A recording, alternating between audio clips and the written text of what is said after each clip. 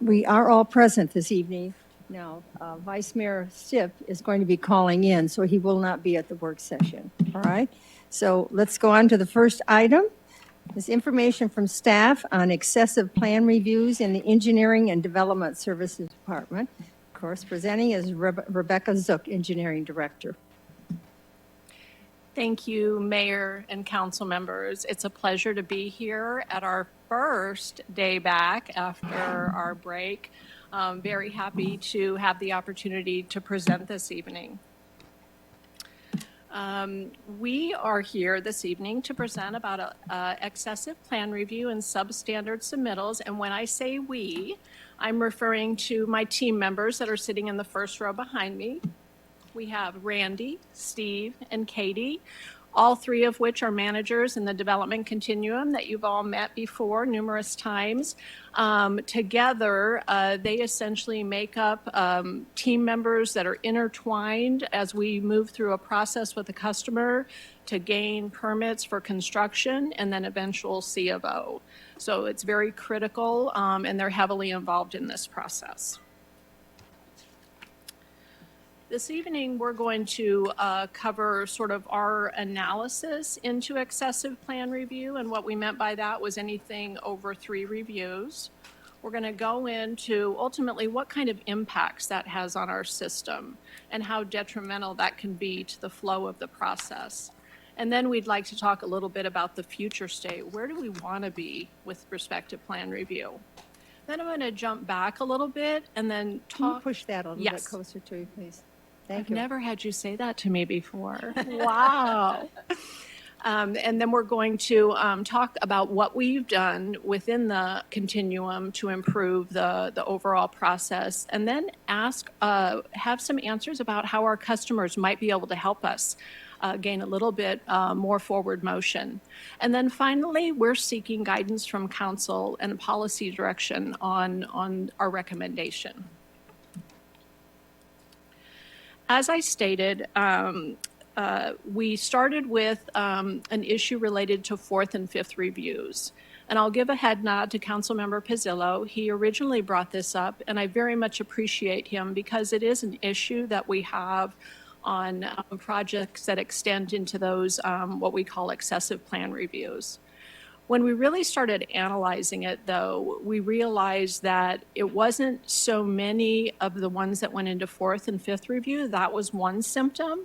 But another symptom was the time it took us to review plans.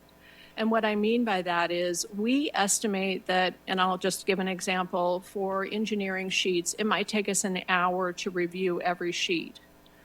When the plans come in of poor quality, it could take us 2 or 3 hours to review a plan set. So it really bogs down the overall system when we're looking for more type coordination issues. We had looked at this, and with that being some various symptoms, and then trying to figure out, okay, how can we address poor plan reviews?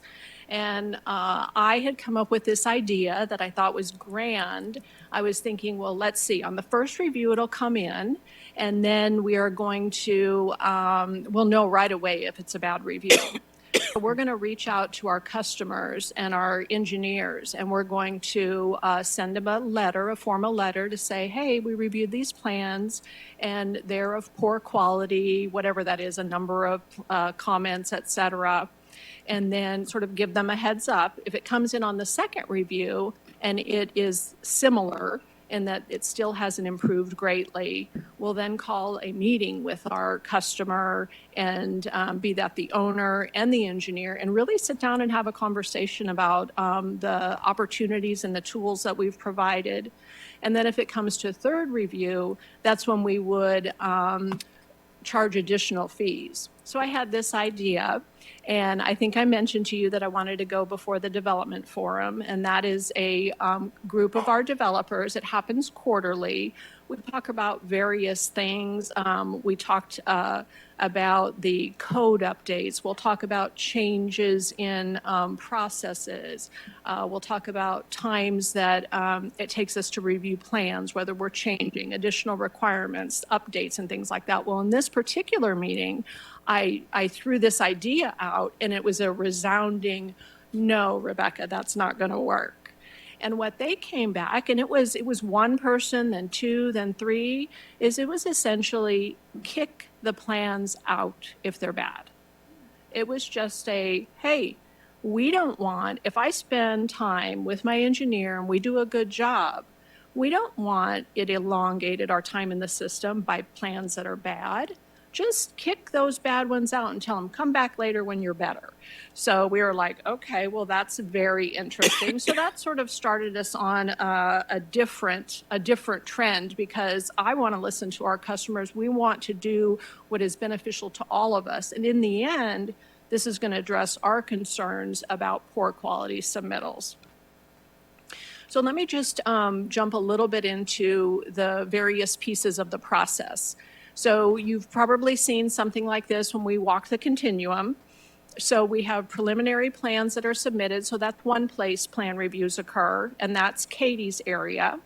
Then we have engineering plans that are submitted after the planning portion is approved, and then building plans. Those are submitted typically simultaneously. Engineering goes to Steve's group, building goes to Randy's group. And so at each one of those junctures are the opportunity for plans to come in that are poorly coordinated. So our goal, again, with getting these through the process as quickly as we can, is to, as you can see, the green begins permit issuance, construction, and then C of O. So we want to get through that piece as quickly as we can.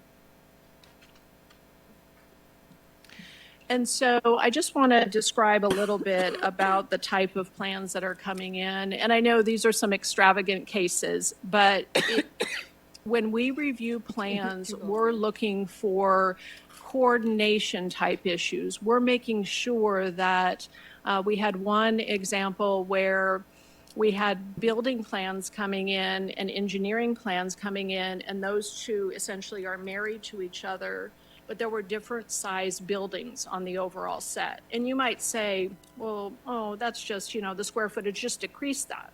But it impacts where the water and sewer tie in. It impacts the overall drainage of the site, potentially the parking area, parking spaces, things of that nature.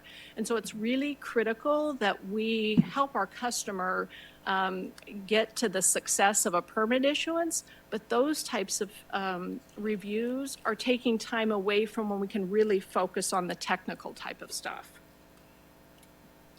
And just a tiny aside is that the reason for plans, construction plans, is so that when they get in the field, the contractor knows exactly what to do.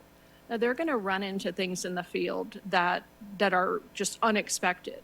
But our job is to make sure we do the very best with clear and concise plans, so that not only is the bid or the payment by the customer to the contractor accurate, but that they know exactly what they're going to do. Because as soon as something is wrong in the field, then it ultimately hits back to the owner who's saying, oh, your plans were wrong. That's going to be this fee for a change order or something like that. So our desired future state is we want less time. That's less time for us as a plan reviewer. We want to help the engineer and architect, so it's less time for them in preparing the plans. And ultimately, that's going to be less cost to the owner. We want to be able to focus on those technical items and not on the coordination efforts. I don't want to have to make sure that the water and sewer on those plans matches what's on the paving plans. That shouldn't be what I'm looking for. But if I don't look for those and they get out in the field and then all of a sudden it's like this, and our inspectors are like, I don't know which one.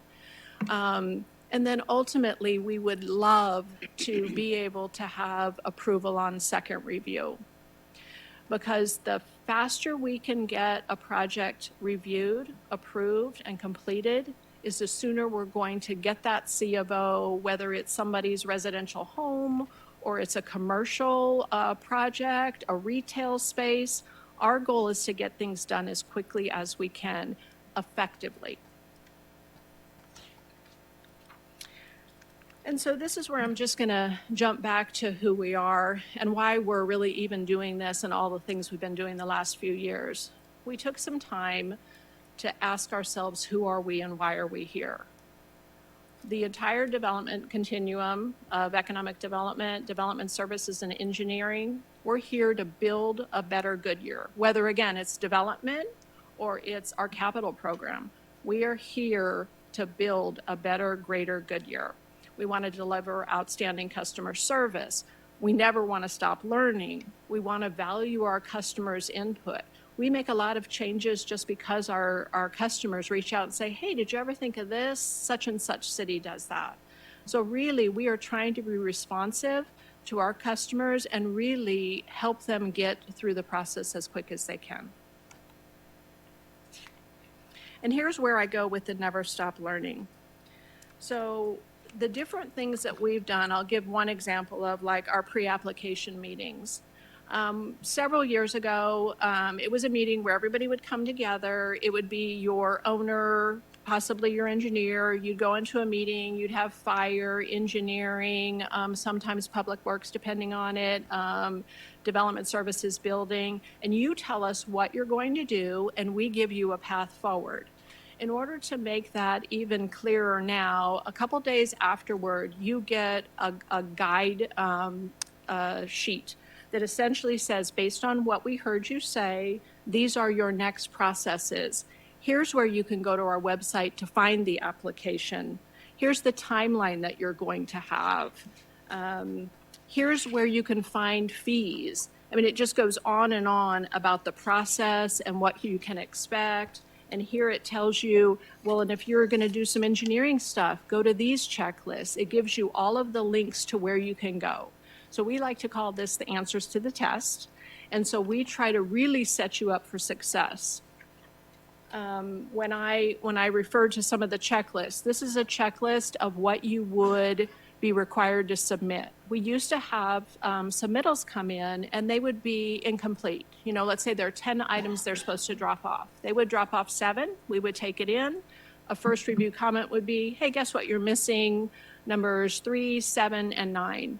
We cannot do a complete review with that. It's automatically going to another review. So we try to set them up for success, and we actually won't even accept it unless it's all there. If they can go run in a day later, come back with that item, that's better. That's better for everyone. It's better for them.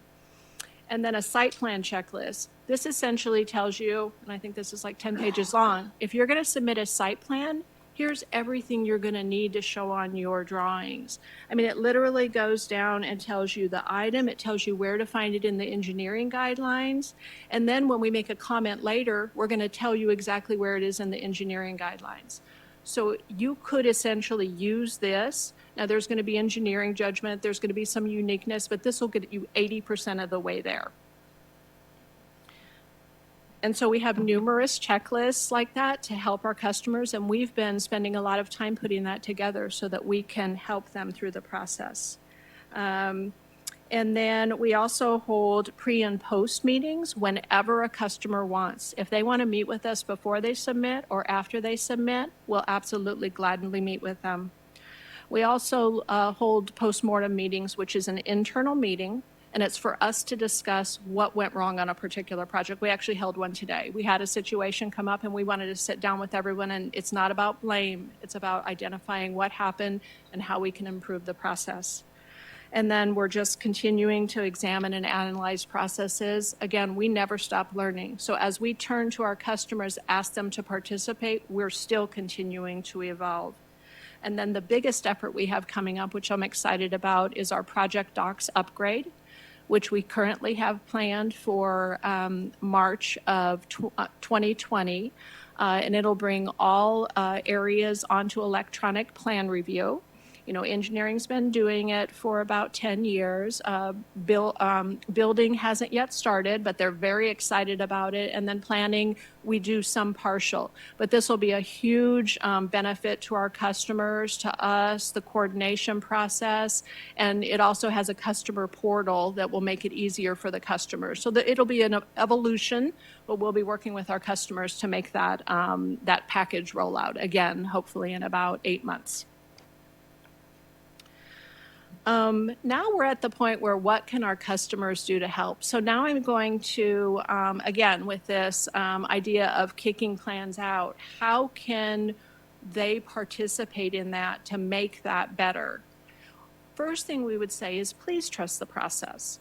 We do this day in and day out. You come in for a pre-application meeting. Many cities charge for that. We don't charge for that because we want everybody to come in into one room and learn about what the steps are for the process. That then you're going to go to a planning phase of it. It might be a site plan. After you get approval from that, you're going to go to construction documents. And once you do that, you need to get approval of those. Then you're going to pull your building permit, but you can't pull your building permit until your grading's done because you need something to put your building on.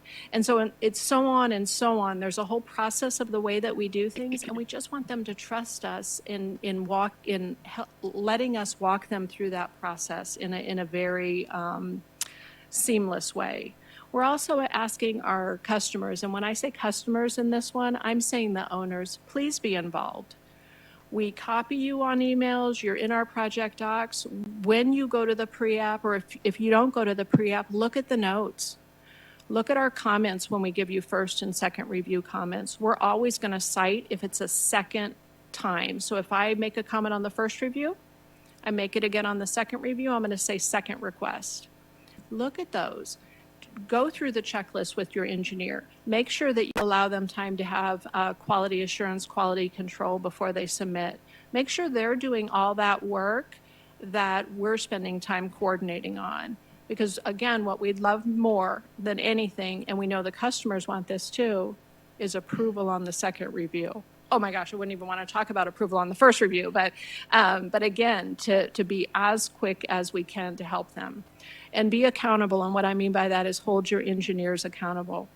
When you see that they haven't done something, have a conversation. Why? Are you confused? If you're confused, did you call the engineering department? Did you call building? Did you have a conversation? Did you set up a meeting? We are always available. And finally, be inclusive. And what I mean by that is, if it's out for first review or second review and you make a change, that's okay, but tell us about it.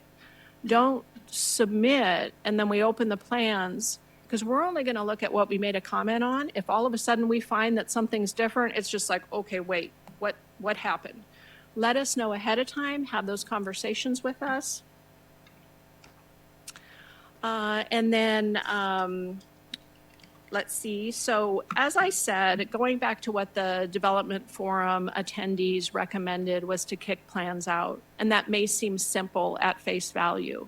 But when we really started to dig into that, it was like, what does that really mean? And when should we implement it? I could start tomorrow. But then I wouldn't maybe be consistent.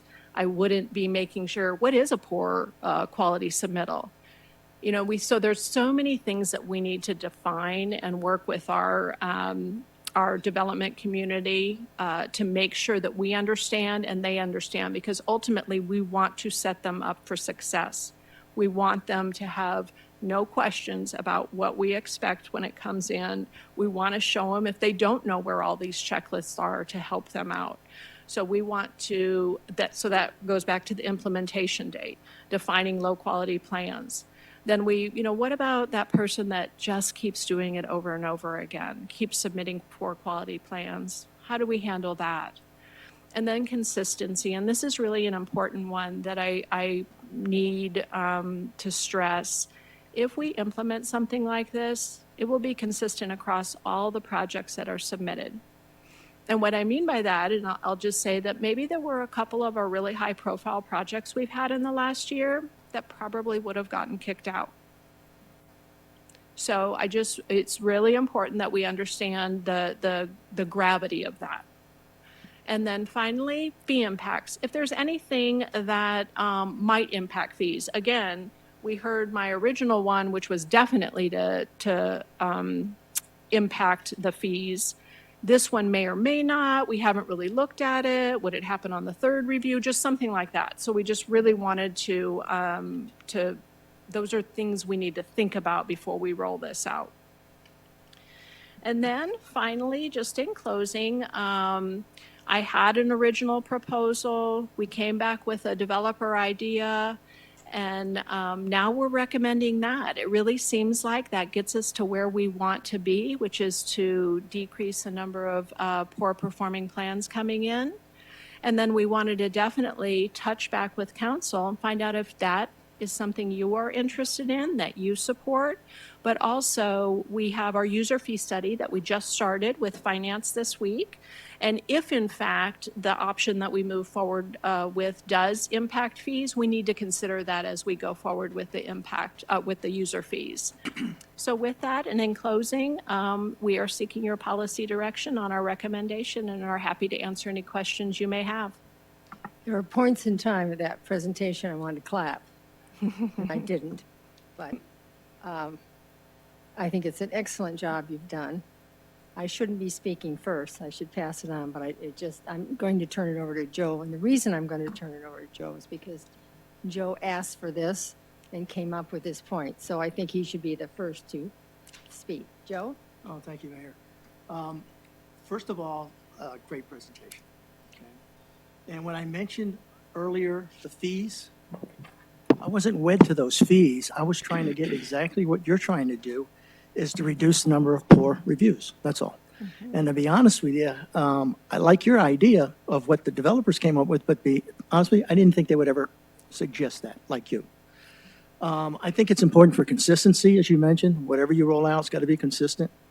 And I kind of thought with those that were consistently doing 4 and 5, they were using the city as their quality control assurance. Mm-hmm. So in other words, instead of going through all the checklists, they just submit it and figure, yeah, you're going to catch it and send it back to us anyway, right? Mm-hmm. So that we got to avoid, because I also agree with what the developers had mentioned earlier.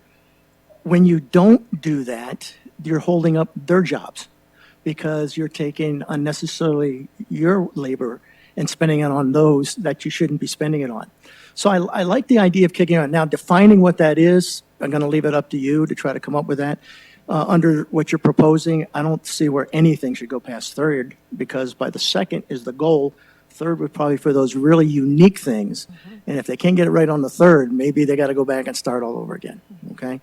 But I like what you've done. I like the suggestions of developers, and ultimately there's our customers to an extent that you want to make sure that they're buying off on that. But the same token, we're in a really busy mode right now, obviously, with what's going on in your various departments. And what we don't need is those taking advantage of those resources and hurting those that are doing it correctly. So I applaud what you've come up with. I really do. I liked the study, the fact that you met with them. And I'm sure you were surprised when they come up with the answer they did, as I was when I talked to the city manager. But again, consistency, and I like the idea, and I appreciate the effort. Mm-hmm. Sherry? I'm going to echo what Councilman Pizzillo stated. First of all, great presentation. It was very informative. It was very, very well done and gave us a lot of information. And what you said really did surprise me about that. That's what the developers kind of came back at. And I just have a couple questions. What percentage would fall into this kind of like unacceptable category? Just ballpark. Yes, thank you very much for that question. It's 5 to 10% that fall into fourth and fifth, but what we realized we were doing was spending more time on those so they wouldn't go to fourth and fifth. And so it really is a larger problem than what is exhibited by the percentages. Because you guys were doing a lot more babysitting, it sounds like, back and forth. And it sounds like you're willing to allow them to meet with you ahead of time before they submit. And so I don't see with the checklist and with everyone meeting with them, if they have questions, why they should be coming back that many times. So I like your idea, and I think I agree with Joe that, with regard to what consists that's probably your wheelhouse, not mine, but I think you guys have a good handle on it. And then one other question. When you do switch over to the electronic format for everyone, If they don't have everything, will it not even accept it? Like if I don't attach, I'm not sure how that's going to work, but will it just like kick it out right then and there, say we won't accept it because you didn't do everything? We actually have a step in the process that is called administrative review, and it comes in and we'll look at those items, and it may be something very important like a traffic study, and we might say, yeah, I'm sorry, we're going to just leave it in there until you upload. They may say, gosh, can I move forward? I'm going to get it in 3 days. We may say, okay. I mean, it kind of depends, but we actually have an opportunity. The system won't kick them out. We'll actually look at it and see if it meets and how large of an impact it would have. But we really try to be consistent because, again, that just takes time up in the system. And if we have to allow people to add on later, it's, these 7 project added on later, these 3 did not. So it really helps to maintain consistency through the process. Okay, thank you. No, great presentation. Thank you. Any other? Yes, Molly? Well, thank you, Rebecca. I want to thank you for the very thoughtful process that you are putting together. I think that will be very helpful. I think no matter what we do, we're going to have those folks who aren't as thorough as our staff is, and they're going to submit things that perhaps they miss. Are we building this program to put the plans online, or is it already a program we're just buying? It's a program that we actually have. So Project Docs is what we have used for 10 years. And so we're just going to roll it out into the different areas. Okay, is it the most up to date? I mean, is there anything that's any better on the market that we need to be looking at that would perhaps help you with these processes? Because, you buy a computer today and it's out of date tomorrow. And it's got to work the same way with programs. Well, in electronic plan review, it really is kind of the same. They submit a PDF, we mark it up with red, circle it, comments, things like that. I think what we're moving to in the future is more something that the project docs piece or whatever piece that is can be almost, I don't want to say standalone, but it doesn't matter what that is because it's how it relates to the overall finance system and things like that we're really going to be looking at in the future. Oh, that'll be great. But the plan review piece is really, it doesn't matter what system you have. They're all very similar. All right. I don't know if there's any way that, like Council Member Laurentano said, when they submit and they don't complete it, if there's any way that it can send red signals or flag it so that even before they submit it to you, they go back and say, oh, I've missed this. I mean, is that possible or is that a pie in the sky thought? It's not, and I love that idea. I've talked about that before, about like every 24 hours, if something doesn't happen, we almost ping them. And maybe we say, gosh, after the 3rd ping, we hear nothing. It's closed. I think that's a great idea. We don't have that today, but again, that's why it's important to kind of roll this out with the Project Docs update, because if there's anything that we can do to help the customer be successful. Again, I don't want this to seem at all punitive. This is something that will help them in the end, and it may be a little difficult to adjust to, but in the end, it's going to make the whole system so much better. So yes, thank you for that idea. And I think that some of these engineers are working on more than one project and more than one city, and each city is different. And I think the more that we can either red flag them or highlight it or something to help them so that in their busy day, it's easier for them to just check the boxes and then they know they're complete. But it is very time consuming for your staff to continually have to look at the same plans, the same mistakes, and it looks like they're not trying to do it right. And I know it's very frustrating. And you may reach a point where you need to do a stiff penalty or to tell them to redo it. Thank you. Thank you. Laura? I found your presentation to be extremely interesting, and I also appreciated the connection with the development forum. I think that was a great approach to engage them, and I love their feedback. I also am excited to hear about your plans for technology, and your tagline to build a better Goodyear is just excellent. So I have a couple of questions. When I hear kickback, it almost sounds like a rejection. Is it like a I'm sending it back with a handshake or, just some kind of offer to connect with you so it doesn't, it's like a personal touch, as it were. Well, and again, that is the kickback was the word that actually the development community used. But yeah, I mean, again, that's part of our evolution to figure out how this process is exactly going to work. We do not want to make it ever an unpleasant experience. Everyone that comes to the city and submits to the city, we want them to be successful.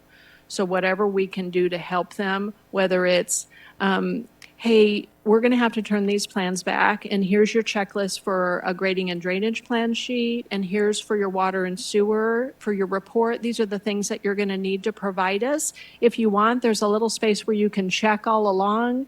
And so we're going to try to give them everything they need in order to get a submittal. I mean, we've even talked about maybe we have them fill these out and submit them with the checklist, but we did do that at one time, and we found that people became maybe a little lackadaisical and would just check it without actually doing it. So how do we make it meaningful? Great. Now, would a third review ever be warranted for types of projects that we've never seen here before? I mean, we're attracting so many different types of businesses and industries. Would you foresee something so different from anything we've done might require additional without penalty or? Oh, absolutely. I don't think this is just a one solution fits all. Okay. And have you identified any particular firms or entities that perhaps you might be proactively engaging them prior to implementing our plan, just so that there's a nice handoff? You don't have to say. And I would say that I, as well as the mayor, have been in meetings with firms where we were having some good discussion. Okay, great. And then lastly, is there any liability for us as a city for faulty plans? Yes. Okay. I mean, ultimately, we want to make sure that it meets the engineering standards, it meets the building code. We're reviewing them to the best of our ability. The professional registrant is the primary liable person. But again, I'm not sure if Rorik wants to jump in here, but there is some ownership we have in that process. Okay. Well, I definitely appreciate your commitment to the continuum process, but also the customer service aspect. Roy, would you like to? I think she would like you to, so if you have. No, that's No? okay. Is that fine? Okay, all right. Brandon? Yeah, I'm going to reiterate some of what everybody else said as well. So I do appreciate you bringing it up because I don't want to necessarily waste our staff's energy in just repeat plan reviews. So I do appreciate you bringing this forward so we can hopefully make it a better process going forward. But to your point, it sounded like as long as there's some leeway in the process, I think that's important. Like you said, some of the bigger ones, there had to be a few more reviews on them that came recently. So I'd hate to, I don't know, sour relationship or something happens where we need to be more flexible. So, but it sounds like you're already planning on doing that. And then also my other concern is just, I guess, a small business. If someone's starting something small, they don't have the resources like a major developer does, but it sounds like you have good checklists and things like that, so they can figure out the process if I want to open up a restaurant in Goodyear, or I want to do something smaller in Goodyear to be able to still have the leeway and the flexibility and still to help to do that. But yeah, so I appreciate that you have the flexibility in there. I do like the electronic procedures. I hope that'll be a lot better streamlined and a lot of help for our end users as well. And then how long does it usually take to get a meeting? If I was a new business and I wanted to get a meeting with staff, is there, because we have a lot of things going on in the city, I'm sure you guys can't drop everything for everybody who wants to come in. You would be amazed. Okay. We can have meetings if there's availability as quick as that day. We had a request on Friday, and Steve and I met with them today. I mean, it was a phone call, Okay. but we responded. And it really does depend on what's already on our calendar and how many different people need to be. So if it has to be Randy, Katie, Christopher, me, Steve, legal, maybe it'll be a week out. Okay. But if it's just a couple of us, we're pretty nimble with being able to squeeze in some time for a 30-minute phone call or a meeting. Now, one thing that you mentioned, I just want to make sure I understand. So there was a question about if there's a larger project that we've never seen before that's very unique, will be, and when I say will be flexible, that means that it could be a design we've never seen. Yeah. It's something, but the recent projects that we've been working on were not unique. And they, the plans were of poor quality, but we continued to work with them on that. Whereas if we were to implement something like this, we might, instead of working with them, kind of kick it out and say, hey, here's some additional information that will help you be successful at your next submittal. Okay. Yeah, and I don't know, I mean, which way the best way is. I mean, even if you kick it out, I mean, they're still going to come back to us, and they're still going to work with them anyway, depending on, I mean, how the plans work out. I mean, either way, they're going to get to the end goal if you kick it out right away, or if you have 2 or 3 submittals. It sounds like they're just keep submitting until they get what they need to get done through the process. So I guess Absolutely. the end result is going to be essentially the same. Just we want to not use staff's time or a lot of staff's time. in Right, there. right. The end result will be the same. Instead of the first submittal maybe having 100 comments, maybe it only has 30 because they followed all the checklists and did all the different things that they needed to do. Yeah. Absolutely. And then I think that was it. Yeah, I do appreciate you guys trying to streamlining and making it better for you guys, and then it ends up being better for the employees and also the customers. So thank you. For sure. Thank you. I greatly appreciate it. When I first got on council in 2005, I was allowed to go and sit. Community development was called then, around the table when customers came in. And so I did several of them. And at that time, the one thing that I said, when they left, I don't think they understood exactly what it is they needed to do. There wasn't the list like we have now, and there wasn't the moment when they said, now, can we just talk about this, and what did I say to you, and where are you going to go? And that makes a world of difference, because that's where mistakes happen. And I can remember some incidences where they had an engineer who placed something in the wrong place and had to remove it. So there are things that happen in this business, and I've seen it when I was in the housing business. But it's very important that we give good service. And we weren't giving the best service. And what we're doing here is trying to give the best service. I see anybody that walks through the door. Any department calls me and says, this developer wants to see me, this builder wants to see me, this person. I meet with people all the time, and I meet their schedule. If I'm doing something else, I rearrange it so I can meet with them, and they can ask any of the questions they want to ask. The one thing I can't say to them and never do, I can't give your opinion. I can give them what we have been doing, but I can't talk for you. So I think all of this, and the one thing you missed is time is money. And many of these developers and builders have bridge loans. And so if they get to the end and the time is up, and we could have prevented it by saying to them, you need to do this and this and this and this. They're busy with things all day long when they're in these developing these big patches and big land. And so they need to be urged, and they make attention that this needs to be done. It's the amount of money that they're putting into a project, and we would feel like, oh, we can't talk to them because that, you know, we have to let them kind of do their thing. Well, do their thing isn't always right, because they do their thing in different states, in different places, and everybody, even different cities are different. So I think here we've said from the very beginning we were going to start giving good service in all the departments. And we've done that. We've recreated everything staff has, and it's marvelous. And this is the one area I totally believe that we needed to improve. So that doesn't bother me at all. And I can say that with great pleasure, that we're going to benefit them And it's not going to be a negative effect. And it all started with a continuum. And when you started this continuum and it became successful, look at the business we have. Look at the manufacturing companies we have. Look what Goodyear has. There is a reason for that. And staff and what the changes are is that reason. So that's why I said I applaud you. Any other questions? All right. Thank you very much. Now you're on. Thank you.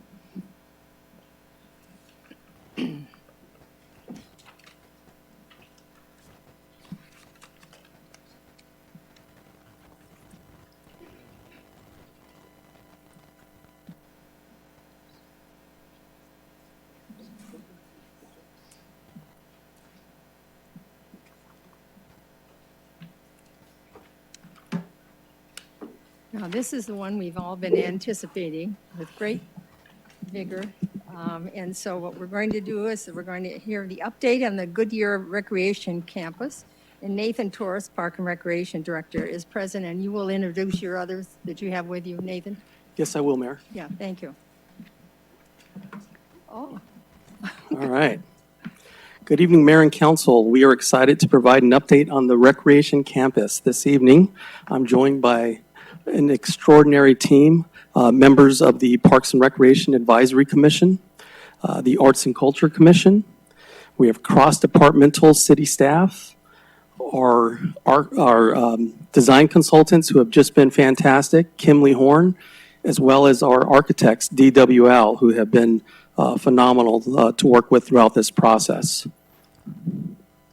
I'm joined at the table by Guyleen Oslansky, our Arts and Culture Administrator, as well as Mike Beadle, our Recreation Superintendent. Mayor and Council, this journey has been in the making for the past several years. In 2014, Council adopted the Parks and Recreation Trails and Open Space Master Plan. This community-driven plan identified the need for additional parks and recreation facilities, including a community park, a recreation center, and an aquatics facility. In addition to the last several citywide citizen satisfaction surveys, residents indicated that maintaining and improving parks and providing more recreational opportunities is a top funding priority. It is this community-driven foundation, along with Council's strategic goals, that are at the very basis for this effort. The past 2 years, we have conducted extensive community outreach involvement in master planning and design of the recreation campus. In all, we've engaged with well over 1,100 residents, stakeholder groups, as well as several city commissions, including Parks and Rec Commission, Arts and Culture, the Youth Commission, as well as Planning and Zoning. Tonight, we're happy to share the fruits of this effort as we move from the design phase into the construction phase, and ultimately towards an opening by summer of 2021. But before we get started, I would like to reflect upon your guiding thoughts and visions that you shared with me during the early phases of the master planning process. So these are your words, Mayor and Council. Do it right. That's right. Multifunctional and versatile. Community-driven. Community-focused. Multi-generational. Opportunities for all ages and abilities. Walking paths and trails. The wow factor. Don't forget those teens. Circulation and site connection. Engaged public art. A destination for year-round use. ADA-friendly accommodations. The ultimate gathering place. And lastly, a jewel for the city.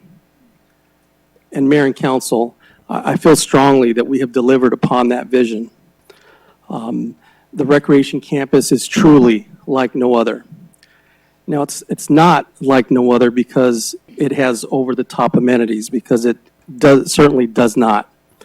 But it is like no other because of the relationships in which we have laid the site out to ensure that guests and residents visiting the site can interact with the different amenities without cross-secting with vehicular traffic. It's like no other because we're bringing a mecca of recreational facilities to one location. So there's something for everyone.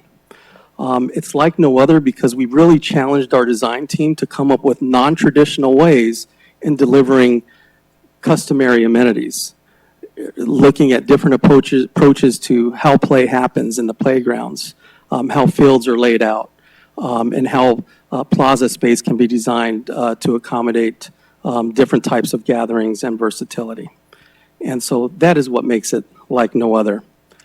And with that, if you're ready, we'll go ahead and take you on a journey through the site. We're going to start things off with the Recreation Center. It's located in this section here. And I'm going to toss it to Guyleen to start that process. Great. Thank you, Nathan.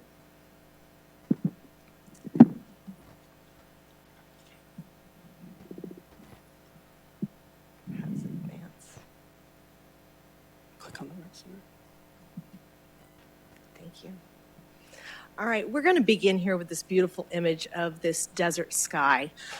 As you can imagine, a 30-acre park, a recreation center, aquatics facility, public art.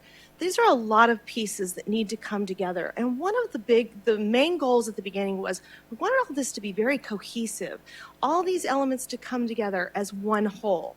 And one way to do that is in your color palette.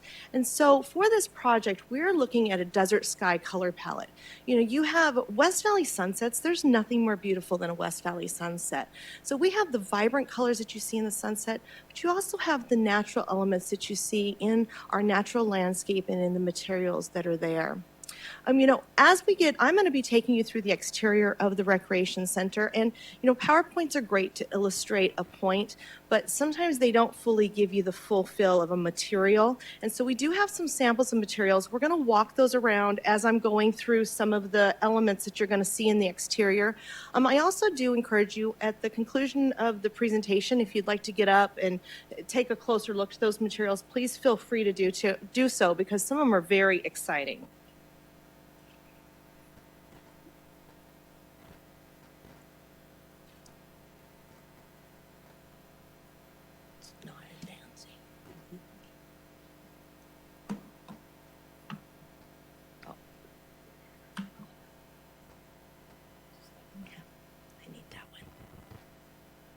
Thank you. Perfect. All right, so some technical difficulties there, but we've got it now. So what we're looking at here is we have two perspectives of the same building. This is the Recreation Center. We have a southwest perspective, which this is your view if you're traveling southbound on Estrella Parkway, what you'd see at like Estrella Parkway in Harrison. And then we have a northwest perspective. This is what you would see northbound Estrella. This is a view of like if you were in the park approaching the recreation center, because this is where the entry doors are. But we're going to begin up here at our southwest perspective of the building. And so I'm going to start with my favorite material on the whole entire building. And it's this large area that we see that has, this is a metal finish. It's a nice smooth finish. The way this is finished is it has a polychromatic appearance to it. And what that means is it's color changing. So this paint is not just one color. Diana's going to be our Vanna White tonight, and she's going to walk around and she's going to move this material because what you're going to see with this color is it goes from maroon to copper to like the dark greens of a cactus to the vibrancy of a Palo Verde tree. It is an amazing material. It is the wow. It changes by how the light hits it. It changes on what position you see this color at. A motorist is going to have a different experience than a pedestrian.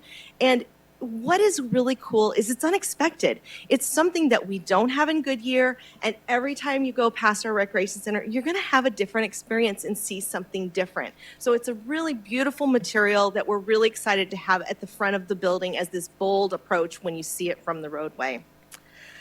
Moving on from our polychromatic material, I want to talk a bit about the block. And Vanna's working her way that direction.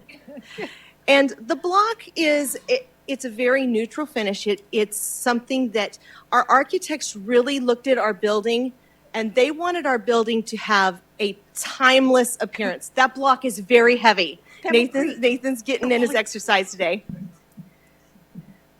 There we go. This block has a nice neutral finish to it. It's very much complementary to the environment. And like I said, it's going to be this timeless finish to the building. So 15, 20 years from now, this building's still going to look great.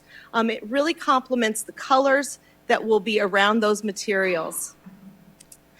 Perfect. Now, We call moving. that Integra block at Pebble Creek. That's our Integra block. Is it? It's really got a beautiful finish. It's nice. It's warm, but like I said, it's very complementary to the colors. Now, the next place that I want to talk about an aesthetic enhancement is on this corner of the building in the southwest perspective. You'll see we have an exterior staircase there. It's needed for safety, and we wanted to be able to screen that staircase, but we wanted to do it in a beautiful way and to provide another aesthetic enhancement to the building. So you can see in this perforated steel that you get that dot pattern. So this is another texture that's on the outside of the building. It's great that if you're on the stairs, you're going to be able to see out through that.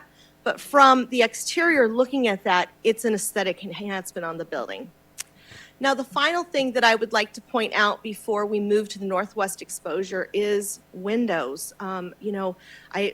Windows are in all buildings, but what the windows do for us from a design perspective is they actually fulfill multiple roles for us. One, from the exterior, they're reflecting the environment around you. They're going to reflect the blue of the sky, the landscaping, and they're going to complement this building with, again, wanting to be complementary to that natural environment. The windows also have been strategically placed throughout this building so that if you're on the interior of this building, you're capturing the beautiful Estrella Mountains. You're getting to look into this beautifully designed park, and they're really providing these view corridors for the people on the interior of the building to see out at the beauty around them. The final thing that I really like about these windows and what they do for this building is it provides us a nighttime experience that's different than daytime. When you drive past this recreation facility at night, you're going to have that warm glow of light in there, and it gives you a peek into what's happening in the facility. I mean, how great will it be on the corner here? There's going to be a game going on in the gym, and you drive by, and you're going to see the people in there playing that game. You're going to see the people on the walking track.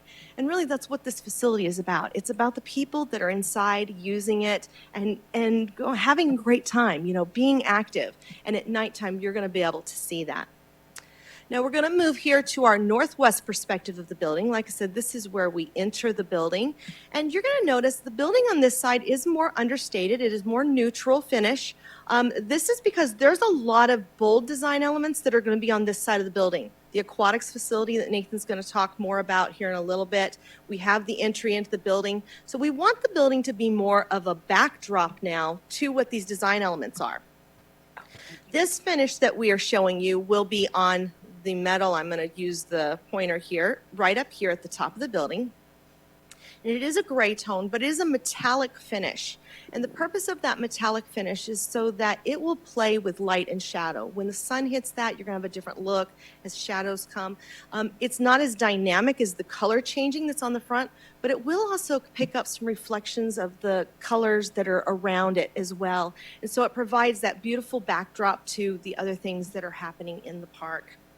And with that, I'm going to turn it back over to Nathan. He's going to take you on a virtual tour of the interior of the building. All right, thanks, Kylene. All right, so back to the site plan. Let's take a look inside the facility. This is the park entrance here, and this is the floor plan. So it's approximately 48,000 square feet. This is the first floor, approximately 32,000, with 15 or 16,000 on the second floor. If you take this second floor and move it over the first floor, it will come right over this area, and it's a great fit. So let's take a look inside. How far around is it for walking? So the walking track is 10 times around equals a mile. So it's a fairly large indoor track.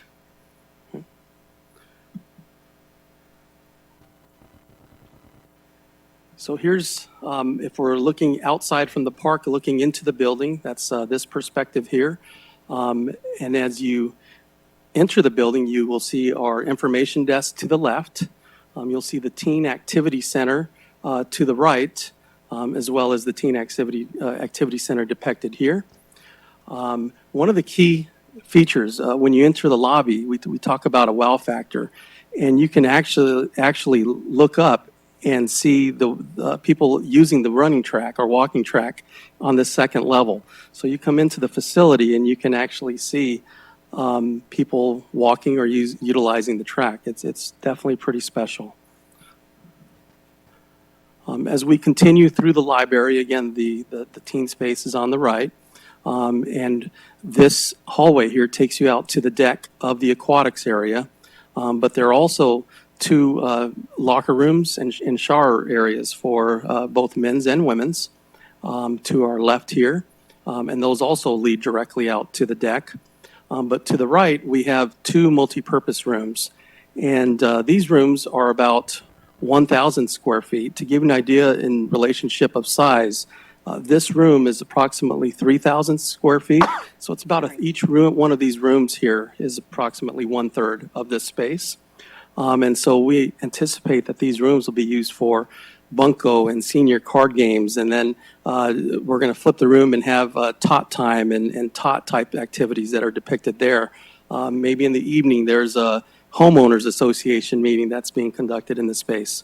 The cool thing about this room is this wall is retractable,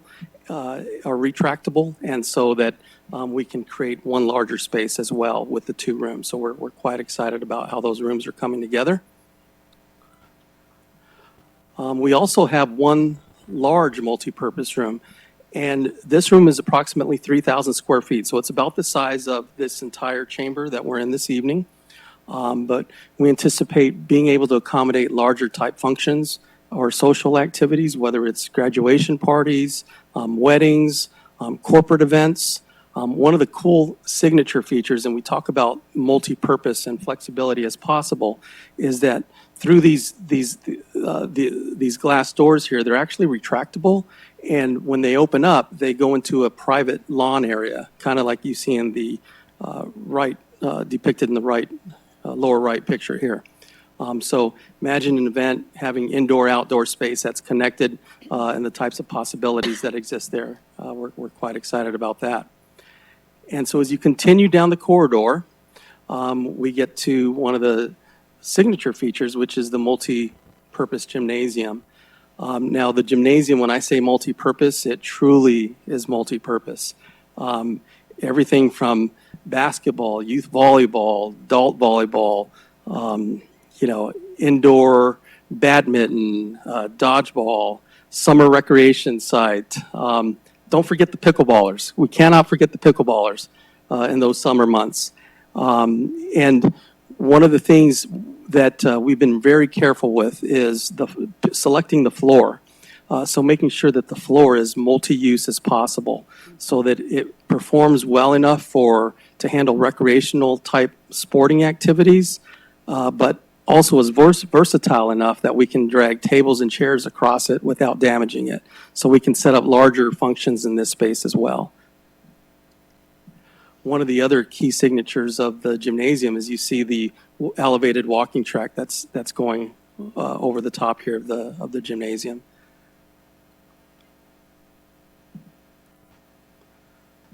So let's take a look at the second floor and specifically the walking track, which we are all excited about. So here's some renderings and some concepts for the walking track. So these are some different views. It gives you a view down into the gymnasium. These two here on the bottom are probably my best views. Remember we talked about being able from the lobby to peek up and see people utilizing the track. Well, now they can actually look down into the lobby, and that's a cool, definitely a cool feature. One of the other views from here, which is notable, there's windows that go across here, and so that's the beautiful park that users of the track will be able to look out upon and see that vast open space. So we're pretty excited about these views and how this is coming together. we also have some fitness area space. Now, our approach always has been that we are creating a recreation center, but we're not trying to compete with the LA Fitnesses or the EOS type private facilities. They do very well, and we want them. We don't want to compete with that market. They're already serving that need. However, we will offer very basic fitness, cardio machines, as well as selectorized or circuit training machines in this space. So we're pretty excited about that. Again, this is a stretching area. These people are actually looking down into the gymnasium, and then you see the walking track going across this way here. There are also 2 fitness rooms on this level. And so the fitness rooms will accommodate everything from spinning class to yoga sessions, or to Councilmember Hampton training for his ninja event here. So again, we're excited about this space. We've separated multi-use from the facility, where you have activities and programs taking place downstairs, and then upstairs we'll take care of the fitness offerings.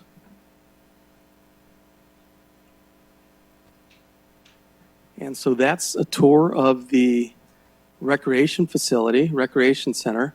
Now we're going to continue to the aquatics facility. And so the aquatics facility sits here. Can we stop a moment there? And Yes. any questions about what you've seen so far? I have a question. Yes, Wally? Is there a kitchen on the first floor? There's not a kitchen. We will have a warming area. Because if we're going to rent out the room, the caterers have got to have a place to bring that food in and maybe reheat it or whatever. So that would be a great revenue source for us. I know kitchens are extremely expensive, but we just need to keep that in mind, please, so that we can accommodate those folks that do want to rent it for a wedding and then have the facility available. That's a great point, Mayor, Councilmember Campbell. That large room does have a warming kitchen. And so while you sink. can't Sink. cook in it, it does have a sink, it does have a freezer, and it good. has a table and serving space. Good. That's created so caterers can come in, Perfect. stage their food, plug in their warmers, and serve that way. That's a great Wonderful, point. 'cause thank you. Brandon? No, I think it's great. I like everything about it, so I'm pretty excited about it. This is all the start. This is, we used to have couple of phases at one point we were talking about. This is all in the first go, correct? This is all phase 1, correct? 48,000 square foot rec center, 30-acre park, and the aquatics facility. So could you, just for the public to know what the acreage is, the second half of all of this? Correct. So let me, Yeah, I just clarified because I know at one point we were talking about the running track would be like a different phase and different things like that. Thank Unless you. you had that Thank in the next presentation, I didn't. yeah, so I can just briefly touch on it, Mayor, if that's Okay, okay. all right. So phase 1 is this entire 40 acres. The entire property is approximately 84 acres in totality. So we're developing the western 40. It includes a 30-acre park, a 48,000 square foot recreation facility, and an aquatics facility. Okay. I was just clarifying because I know during the process we had talked about like the running path maybe being a second phase of it, the water aquatic being a little different, and Correct. I just for the public and everybody, I'm excited about it all. So I want it all Absolutely. now. Yeah, this is Yeah. all this is all phase 1. Yeah, thank you. Yep. Thank you. All right. So taking a look at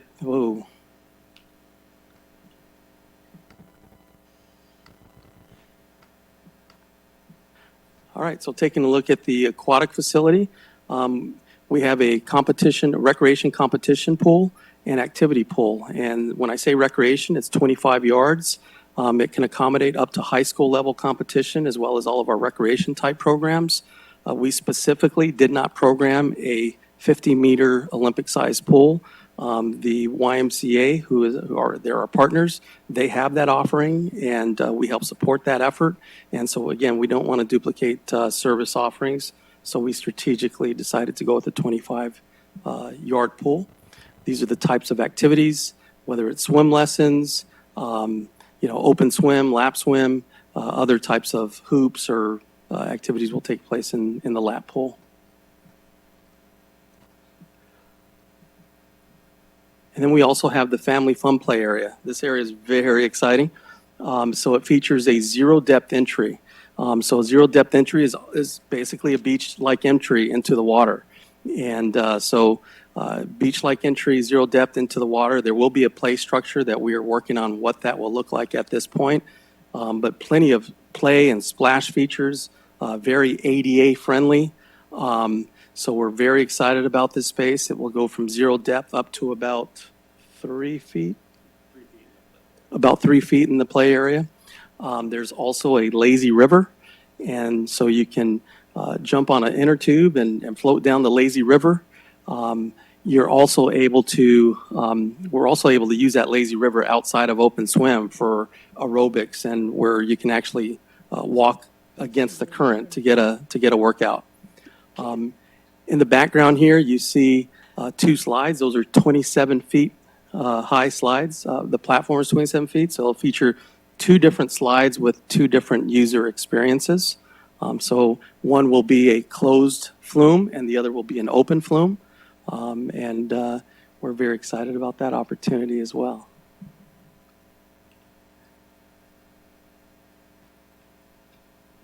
Also, plenty of opportunities for shade, Ramada space.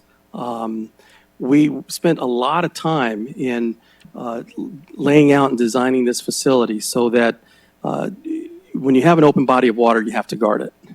But we do realize there may be times where we just want the competition pool open, or times where we just want the family fun play pool open. And so everything is designed so that we can isolate each area. And so if there are activities going on and just the family fun play pool and the competition pool or lap pool is closed, we can isolate that and block that off, and vice versa. So a lot of operational efficiencies went into the design. So now we'll kind of take a walk through the park. So again, I mentioned one of the key features is all the perimeter parking. And so our team, from the very early stages, we wanted to make sure that we provided the safest park possible. And so this was our attempt to accomplish that. So once you arrive at the park, you or a family member doesn't have to worry about intersecting with any vehicular traffic. So you can roam about the site freely and engage the activities without worrying about crossing vehicular traffic. One of the mayor's and council's comments about paths and trails took that into consideration. By having the perimeter parking, it allowed us to create this dashed red mark that's marked here. That is a walking path that goes all along the perimeter of the site. One time around is a mile. And so we're happy that we have these facilities all in one location. So that's going to be a great experience. We have a great lawn area for activities and different types of events. And I don't want to steal Guyleen's thunder. I'm going to toss it back to her in a little bit to talk about that. Multi-purpose fields here. They can be used for soccer, like football. They can be used for events. We purposely have placed all the poles on the perimeter of this grass area so that we can set these fields up or activities up without having to have poles in the middle of our activities. We have 2 full-size baseball, softball fields for youth and adults. So that will be a nice feature. And of course, we have 6 pickleball courts. We have 2 volleyball courts. We have 2 basketball courts and 2 sand volleyball courts in this area. One of the key features of the park, and we talk about providing similar amenities but in a different way. This area here is pretty special. It's a group Ramada and a play area. I'm going to zoom in a little more here. So this is a group of circular Ramadas that will accommodate groups from as small as 25 people or a max of 125. So if you're having a small party, you can reserve 1 for 25, or you can reserve all 5 for 125 people. They have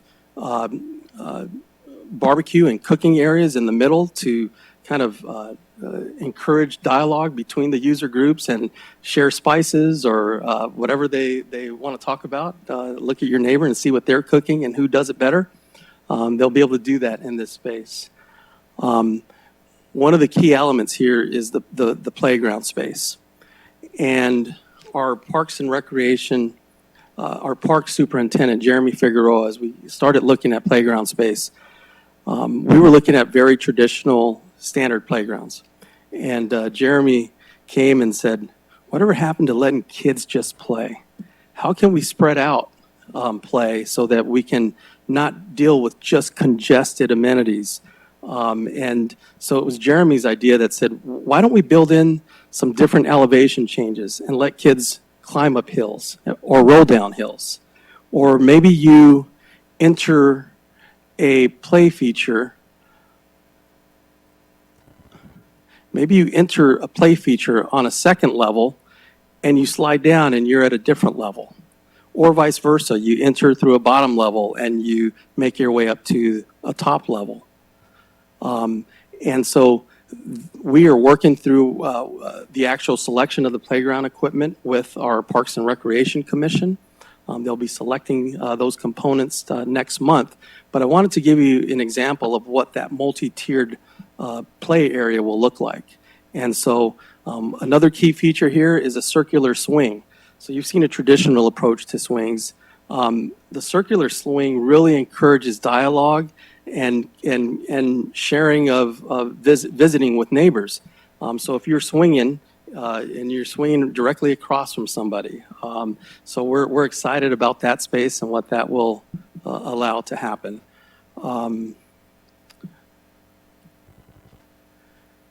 This also shows how we plan to engage hills in the playground area.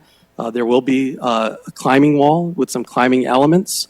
There will be some slides, and then areas just to run up, run down, roll down, and everything will be ADA friendly. So there will be opportunities for those needing accommodations to interact and play as well.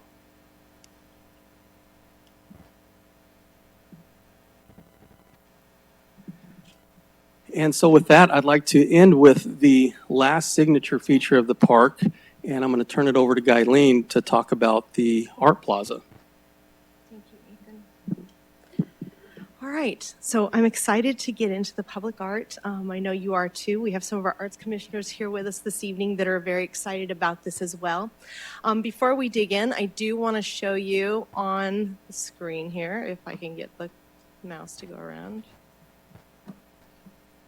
as I continue to mess it up. If Jeff can fix it for me in the back, that would be great. Thank you, Jeff.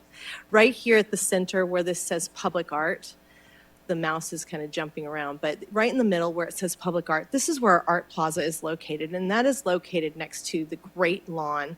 And this area is a really dynamic space, and what I wanted to point out to you, it's bouncing around. What I want to point out to you is the great view corridors that you get from the playground area to the recreation center. You know, the way that you're going to view this from as you enter from the parking lots, it's really a central part of the whole entire park and really ties all the space together. Yeah, thank you. All right, Jeff, could you please cue the video?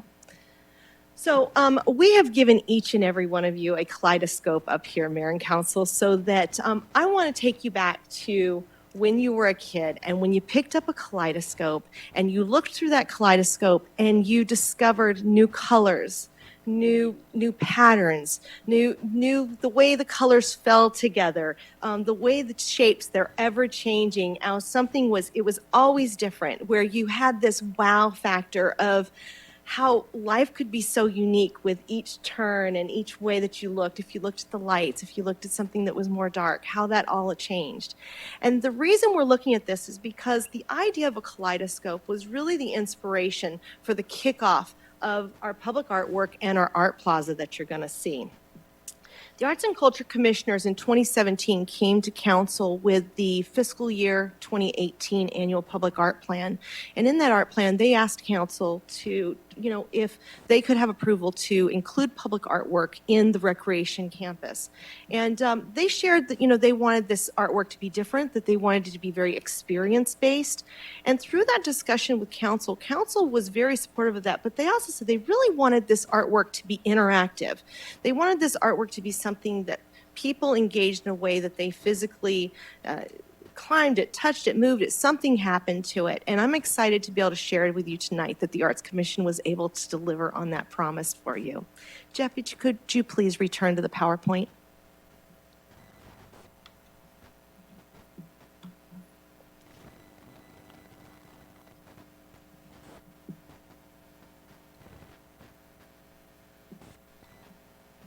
All right, so we are going to begin by looking at the Art Plaza itself. This is where the artwork is going to be located, but I do want to talk through the plaza before we do our grand reveal of our artwork.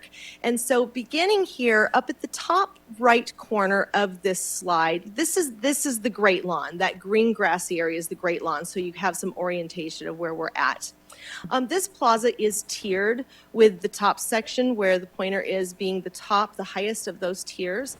And this area is going to be great as a gathering space. This provides us an area to program whether there is a concert or an art festival or, a storytelling event. It really gives us the ability to have that point out towards our Great Lawn or focus towards the center where our public art is going to be. Now, the next step down is the first area where you start seeing this idea of a kaleidoscope, where you think of that as these patterns and textures. Now, I do want to let you know that the colors you see on these is just for illustration. The colors are still working on those final colors that are going to be found in the plaza. But on this second tier, you see this beautiful design that's picking up that pattern of the kaleidoscope. And again, this is a great area for gathering.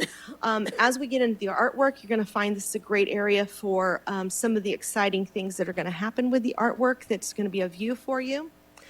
We step down one more tier to the circle, and in this circle area, this is actually where the artwork will be installed and be viewed and be able to engage with.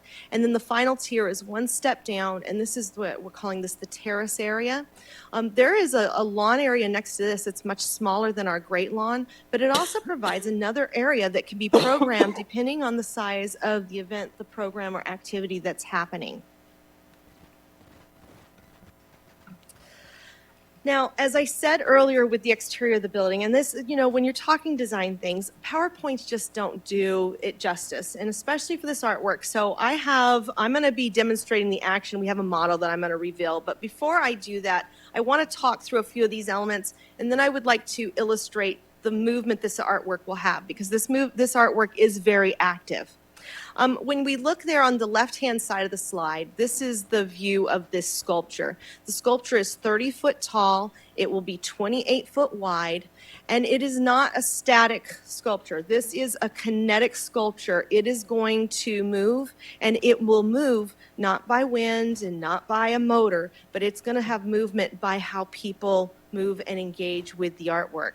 Now, before I show that, I do want to share some of the fun things that are going to happen in this artwork. So up on the top right, we have these arcs that they will all move independently, and each one of the arcs has a different color. It's called a coda filter, but what it is, it's a color inlay, and you can see the palette that's there of the 6 colors that are going to be used.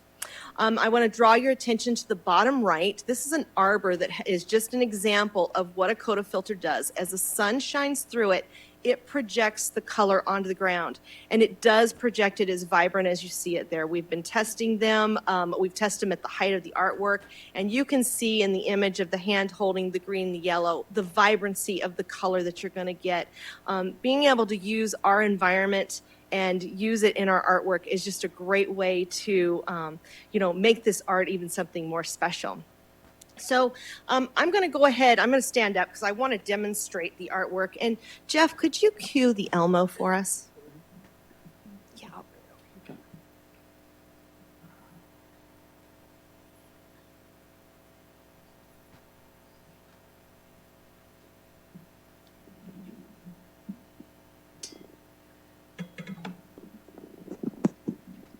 All right, Mayor and Council. So this was a very early model, just so we could see what could be possible with kinetic art. Working with our artists, the Arts and Culture Commission selected Joe O'Connell with Creative Machines. It's a firm out of Tucson. And in working with Joe, we found that this will be an artwork like no other. There is no kinetic art, public artwork that we find that is activated at a human scale, that people actually can use this and manipulate the artwork. So I'm going to, as you can see on the Elmo, this, like I said, was the early model, and I want to just get it swinging so you can kind of see how the arcs go in unexpected patterns, how it shifts, how the balance shifts from top to bottom, and each of the arcs will move independently. As you can see on the illustration on the screen, the way that people will engage with this will be with two poles. And the poles will be down up below, and they will rotate, they will move those poles up and down, similar to like a pole on a merry-go-round would be my best example of how that movement happens. Depending on how quickly they move the pole, if there's one person trying to manipulate it, if there's two people, if there's four people standing there moving, will change the rotation of the arcs, change the speed of the arcs, and change what happens. And as you can see, the scale there, if you're standing underneath this and as this rotates over top of you back and forth, it's going to be a quite dynamic experience. Now, the other thing that, Jeff, could we go back to the PowerPoint, please? The other great thing that I'd like to show is that as this color, as the light dances with this, not only do we have people now engaging to manipulate and move the artwork, we also are going to be providing this secondary activity with the artwork. This art plaza was built specifically to really highlight the colors that will be illuminated through the artwork.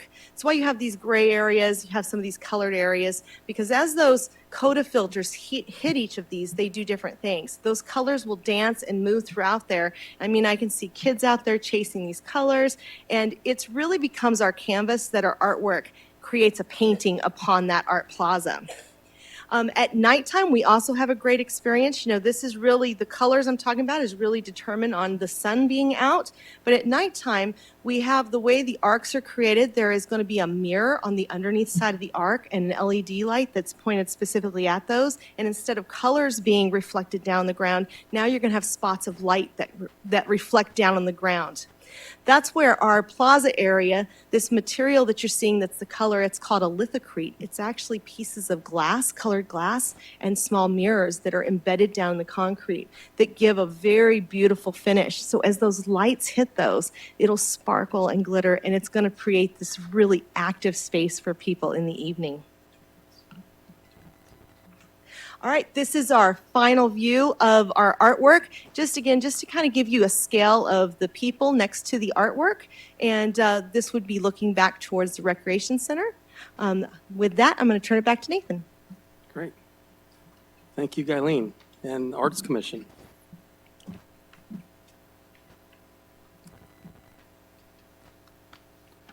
All right, Mayor and Council, so next steps, tonight you will consider the rezoning of the site to allow the campus to proceed.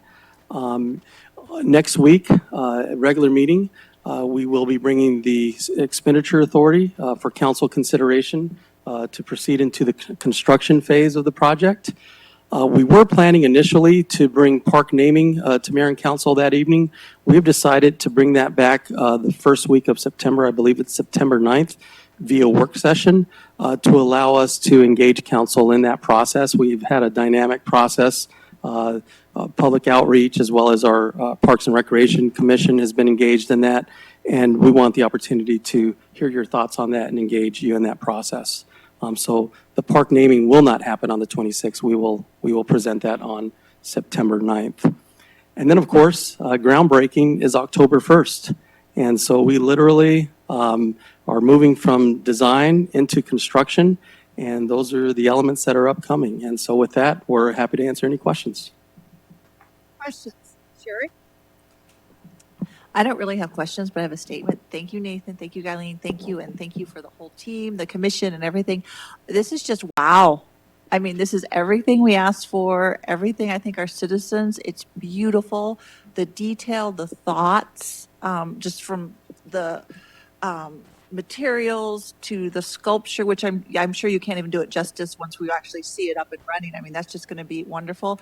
The little thoughts about where the playground is. As a mom, when my kids were little, I like the fact they're by the soccer field. So if you're watching one kid play soccer or baseball, the kids aren't that far away.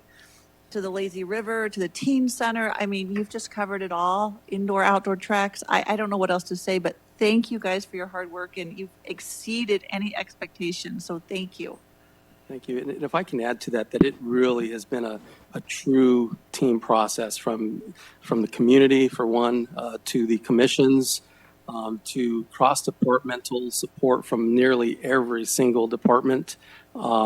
It is a mammoth approach to be before you this evening, and I'm just the lucky guy that gets to sit here and present it all. But there's a great deal of participation and props that goes out to the whole city team, as well as the commissions and the public. Brandon? Yeah, I'm also very excited about this project. It'll be, I mean, a statement for the central part of Goodyear, and lots of families are very excited. I just imagine my kids playing there and doing all kinds of different things there, and generations of people playing there. So, like again, thank you so much to the whole team and all the effort. It'll definitely be a lasting thing that all of our citizens will be using. So I'm very, very excited. I was even showing my family when I was looking through it, and we were looking through the different rooms and everything. So it's going to be an amazing and a great place to be as a family. And then I said a quick question. So I do thank you for bringing the hill. I thought that's going to be pretty neat as well. I know it's something I was curious about in our meetings. And then is the grass, I'm sure a majority of it's going to be all natural. Is there going to be any element of fake grass as well? Yeah, so there will be some artificial turf spread throughout the facility.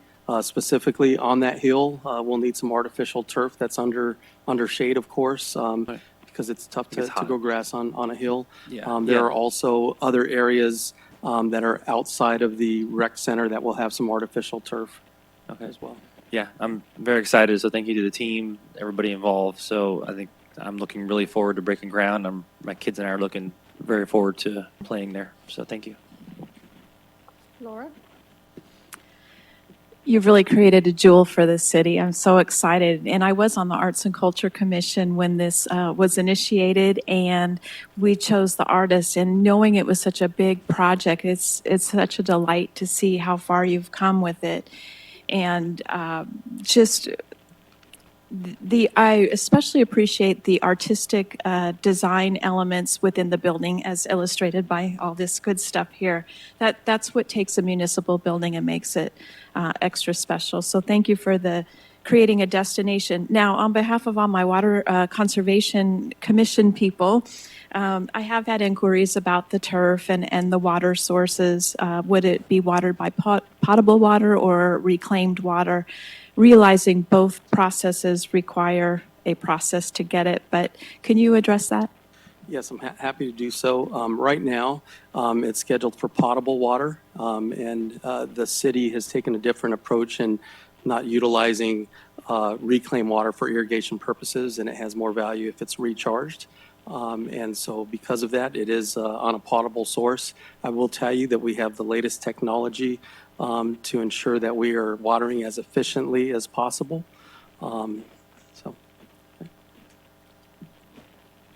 Wally? Well, Nathan, this really is a playground of dreams. We have dreamed of this and talked of this for over 20 years that I have lived in this city. And I'm just thrilled to death for our residents who are really going to enjoy everything about it. I'm assuming that the public art public art place or location, it's not going to be an amphitheater. Is that correct? It can't be used as an amphitheater. It's going to be multi-use, so we can use it for events. We can use it in that it's not going to be a dedicated type amphitheater with seating, but it's very similar to Goodyear Community Park that has a platform with an area around it that where It would be nice to bring the music over there once we get it all done Sure. up. That would be great. Sure. And I would just like to encourage you to think about our youngsters that are in wheelchairs and be sure that we have some type of play equipment that is accessible for those youngsters. You've done a wonderful job to do a zero entrance into the pool, so we know all of them can get in and get out very safely. While touring the United States in the last 8 weeks, I have seen several accessible only parks, and they are amazing. The things that they do have, the swings and even the slides for the children to use with their wheelchairs, and it's wonderful. So I know cost is a factor, but perhaps if we could get 1 or 2 things in there, that would be wonderful. And also, please consider a cardio machine when you do all the bicycles. Not everyone is fit like Brannon, and we have a large population that do need those cardio machines, and they really can't afford to do the LA Fitness and that would be wonderful if you could have 1 or 2 of those if you can. Great. Absolutely. So thank you for the great job. It's just extraordinary. Thank you. Joe?